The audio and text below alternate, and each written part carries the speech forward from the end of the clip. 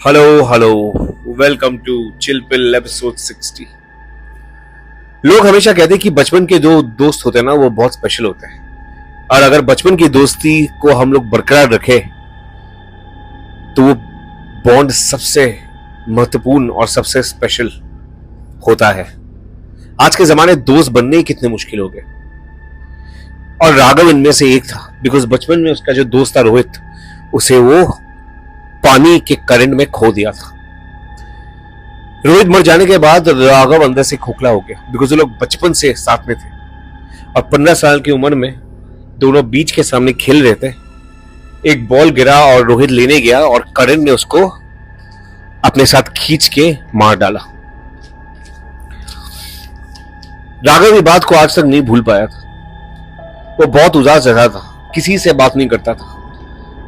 आज राघव 30 साल का है, एक कंपनी में एक सीनियर मार्केटिंग मैनेजर है। बहुत तरक्की किया काम में, पर काम के अलावा उसके पास कोई पर्सनल लाइफ नहीं है। उसकी जस्ट शादी हुई और वो घर बसाने की कोशिश कर रहा है, पर हर दिन वो काम पे लगा रहता है। बिकॉज वो दिन जो उसके दोस्त के साथ हुआ वो आज तक भूल नहीं पाया। एक दिन वो कंपनी में लेट तक काम कर रहा था, तो अचानक एक आदमी उसके ऑफिस में दरवाजा खटखटा के अंदर आया।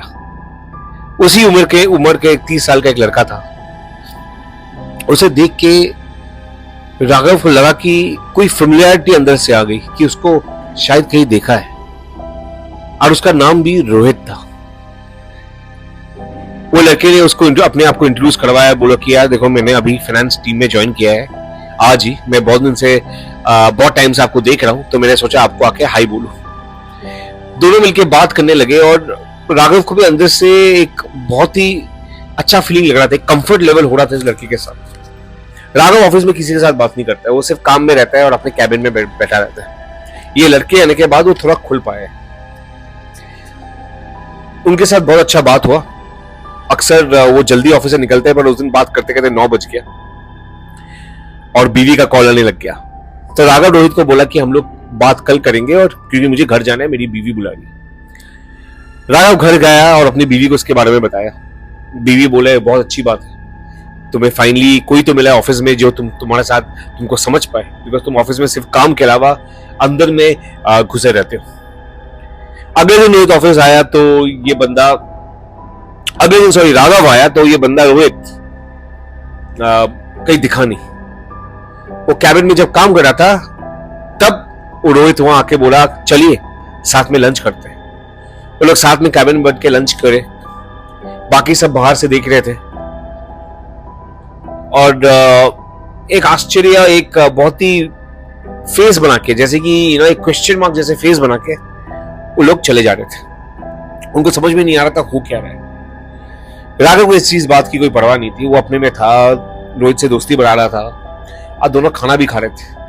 रोहित का मूड ऑफिस में अच्छा होने लगा और काम में और दिलचस्प होने लगा। सब लोग को उसके अंदर वो डिफरेंस दिखने लगा। वो लोग रोज काम के बाद ऑफिस में रुक के 1 घंटा ड्रिंक करते, बातें करते, तब घर जाते। और ऑफिस के टाइम वो रोहित को कहीं देख नहीं पाता, because of course finance department है, वो अलग फ्लोर में। ऐसे करके करके एक वीक निकल गया और राघव को बहुत अच्छा लगा। राघव को अपने बचपन की दोस्त रोहित की याद आ रही थी, और इसमें उसमें बहुत सिमिलरिटीज था। दोनों में बहुत अंतर नहीं, बहुत सिमिलरिटीज दोनों में थी। तो एक दिन रोहित उसको कहने लगा राघव को लंच के टाइम कि यार हम लोग बहुत काम करते हैं, हम लोग का इस क्वार्टर भी हमने क्लोज कर दिया, चलो कुछ मस्ती करते। तो उसने कहा हाँ जरूर, किस तरह की मस्ती करना चाहोगे? बोले एक बीच है, अक्सा बीच। हम लोग अक्सा बीच क्यों नहीं चलते? आज पानी भी तेज रहेगी, मजा भी आएगा। तो उसने कहा तुम्हारी शादी हुई है? मैं बीवी को बोला, वो बोले नहीं, ये सिर्फ बॉयज ट्रिप होगा, सिर्फ हम बॉयज मिलकर मस्ती करेंगे। तो राघव अग्री कर लिया। उसने अपने बीवी को इन्फॉर्म किया और एक दिन सैटरडे को दोनों मिलकर निकल गए। पर ये बात थी कि रोहित उसके साथ नहीं गया। रोहित बोला तुम निकलो, मैं वहां पहुंच जाऊंगा। तो बोला हम लोग साथ में जा रहे? बोले नहीं नहीं, मेरा कुछ काम है, पहुंच जाऊंगा, तुम निकल जाओ। तो राघव अकेले गाड़ी बैठ के निकल पड़ा। निकलते निकलते लंबा जर्नी करते करते रोहित को बहुत बार कॉल किया पर उसका नंबर लगा नहीं, तो थोड़ा घबरा गया, मैसेज में मैसेज भेजा और तब रोहित का बीच में कॉल आया कि हाँ हाँ मैं पहुंच गया हूं, तुम आ जाओ। बोले तुम इतने जल्दी कैसे पहुंच गए? तो हाँ थोड़ा काम था तो मैंने घूम के सुबह 6 बजे निकल गया था। तो कोई नहीं, राघव वहां पहुंचा, देखा रोहित ऑलरेडी नियर शॉट्स में बैठा था, दारू रखा हुआ था, सब कुछ था, और दोनों मिलके बियर पीने में लगे। तब राघव उसको बोला कि देखो तुमको देख के मेरी दोस्त की याद आती। बोले कौन सा दोस्त? बोले उसका नाम भी रोहित था, अनफॉर्चुनेटली उसका डेथ हो गया था और मैं उसको अभी तक भूल नहीं पाऊं, जब तुम्हें मिलता है मुझे अच्छा लगता है। रोहित सुन के थोड़ा कुछ टाइम वक्त चुप रहा और बोला कि समझ में आता है तुमको, तुम किस वक्त से गुजर रहे हो, ये कुछ ऐसी बातें होती जो तुम कभी भूल नहीं पाते हो। कोई नहीं, चलो हम लोग बॉल खेलते हैं।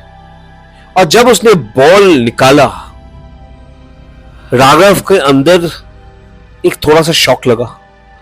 वो सेम बॉल था जिसे वो 15 साल की उम्र में रोहित के साथ खेल रहा था। और वो उसके अंदर एक बात आई कि ये एग्जैक्ट बॉल उसको कहां मिली, और वो बॉल की तरफ देखने लगा।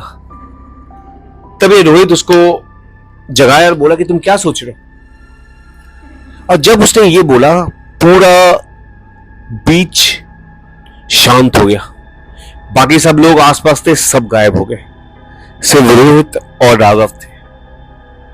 रोहित फिर से उसे पूछा तुम क्या सोच रहे हो कि ये बॉल मेरे हाथ में कैसे? राघव, ये बॉल मेरे हाथ में रहेगा ही ना, क्योंकि 15 साल की उम्र में मैं तो गया था पानी में ये बॉल लेने। ये बोलते ही राघव जमीन में गिर गया। उसको यकीन नहीं हो रहा था कि ये उसके सामने वही रोहित था जो पानी में डूब गया था। असल बात यह कि राघव पूरी बात भूली नहीं थी, रोहित अभी पूरी बात भूली कि राघव तुम मेरे से जलते थे, तुम मेरे से जलते थे क्योंकि मैं तुमसे सारी चीज में बेहतर था। मैं क्रिकेट स्कूल का कैप्टन था, मैं स्कूल में पहला नंबर आता था।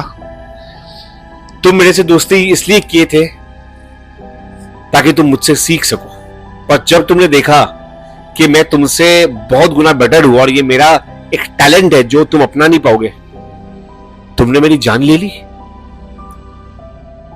राघव शॉक हो गया, बोले तुम ये क्या कह रहे हो? मैं तुम्हें जान कैसे लेती? तुमने खुद जाके पानी में जाके डूब के मरा। बोला नहीं, तुम्हें बहुत अच्छी तरह पता है वो टाइट था पानी में और तुमने वो बॉल जानबूझ के फेंका ताकि मैं जाऊं लेने के लिए और मुझे करंट खींच ले। उस दिन मुझे याद है राघव, जब हम लोग जा रहे थे बीच, बाहर एक बोर्ड भी था कि हमें खेलना नहीं चाहिए, तुमने जबरदस्ती मुझे यहां लेके आए। तब राघव का पूरा शक्ल चेहरा उतर गया और वो बोलने लगा रोहित मुझे माफ कर दो, रोहित मुझे मैं कभी नहीं सोचा था तुम्हारी जान चली जाएगी। मैं तुम्हें सिर्फ सबक सिखाना चाहता था ताकि मैं आके तुम्हें बचाऊं, क्योंकि स्विमिंग में मैं तुमसे बेटर था, बट ये करंट तुम्हें खींच के ले गई और मैं बहुत डर गया, मैं बहुत छोटा था।